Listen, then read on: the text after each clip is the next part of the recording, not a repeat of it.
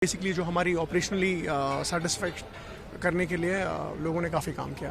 Sir क्या क्या programme था आपका प्रदर्शन किए? जी उसको क्या क्या था? देखिए, हमारी प्रोफाइल में अगर आप वहाँ डिस्प्ले साइट पे रहे होंगे तो आपने देखा होगा कि पहले जहाज़ 9 के 9 जहाज़ एक साथ आते हैं, कुछ हवा में करतब दिखाते हैं, उसके बाद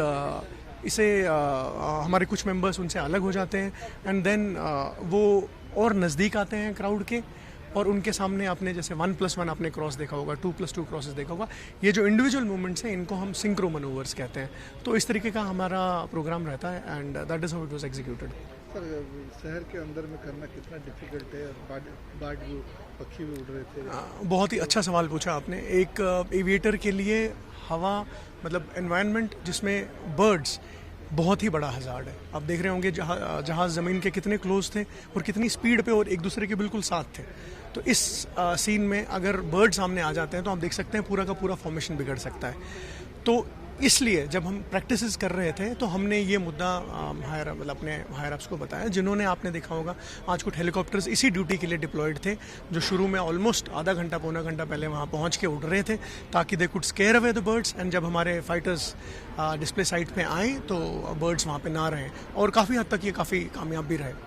सर देखा गया फ्लाइट जब आपका ऑपरेशन चल रहा था उस समय बाढ़ उड़ रहे थे, और आपका जितना नीचे कहा गया था उससे काफ़ी ऊपर था। ये एक्चुअली हमारा जो डिस्प्ले प्रोफाइल के हिसाब से जब हम किसी भी साइट पे जाते हैं तो सबसे पहले हमारी एक मैपिंग सॉर्टी होती है जहाँ पे हम ग्राउंड फीचर्स देखते हैं। वो जब हमने किया यहाँ पे आने के बाद तो हमें पता लगा डिस्प्ले साइट के आसपास कुछ ऊंची बिल्डिंग्स हैं, एक हाई टेंशन वायर है, तो उस हिसाब से हमें अपना प्रोफाइल नॉर्मल से थोड़ा सा ऊपर करना पड़ा। जी थैंक यू सो मच। इसका पर्पस है बेसिकली जैसे वाई शेप है, जैसे वाई शेप का रीज़न तो हम ये है उसे वल्कन फॉर्मेशन कहते हैं, और वो हम बेसिकली बनाते हैं so as to and that shape is dedicated all the youth. तो यूथ वाई से स्टार्ट होता है तो इसलिए हम वाई शेप बनाते हैं। सिमिलरली अदर जैसे हमारे इंडिया ने एक तेजस विमान बनाया है तो इसलिए हम तेजस का शेप बनाते हैं, उनको डेडिकेट करते हैं। तो it is something like that. इसे बनाने में कितना डिफिकल्ट रहता है और कितना इसके लिए प्रैक्टिस करना पड़ता है? इसके लिए प्रैक्टिस बहुत करना पड़ता है इसीलिए, क्योंकि हम हर साल 6 महीने की हमारी कड़ी ट्रेनिंग होती है, जिसमें हम दिन में एक बार नहीं, 2 बार नहीं, 3 बार, कई बार 4 बार उड़ान भरते हैं और इस चीज़ को प्रैक्टिस करते हैं ताकि हमारे स्किल्स और डेवलप हो सकें।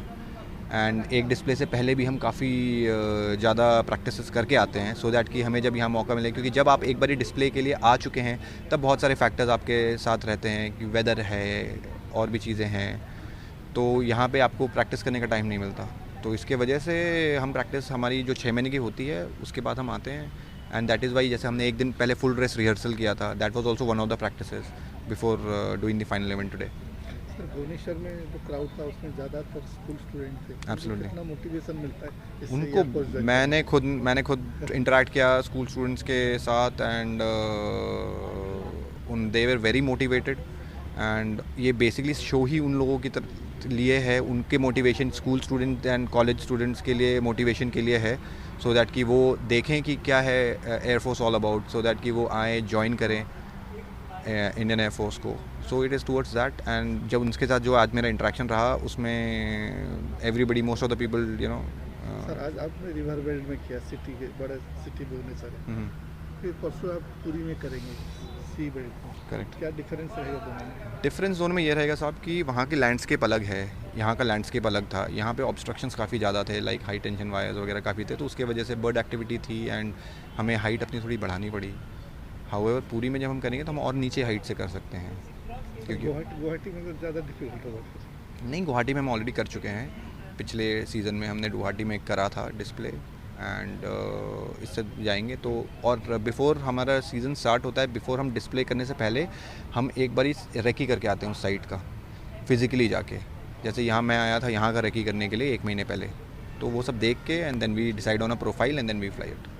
सर सी में जो करेंगे, जो वहाँ टूरिस्ट प्लेस है, क्राउड भी काफ़ी ज़्यादा होगा, कितना नीचे तक वहाँ आने का उम्मीद है? देखिए, हम क्राउड के ऊपर तो उड़ते नहीं हैं, वो हमारा प्रोटोकॉल है कि क्राउड के ऊपर हम नहीं उड़ते, तो हम सी के अंदर उड़ेंगे सो दैट कि क्राउड क्लियर रहे हमसे, और उसमें अराउंड आई थिंक 100 फीट तक हम उड़ेंगे, प्रोवाइडेड कि बर्ड एक्टिविटी वगैरह ना रहे।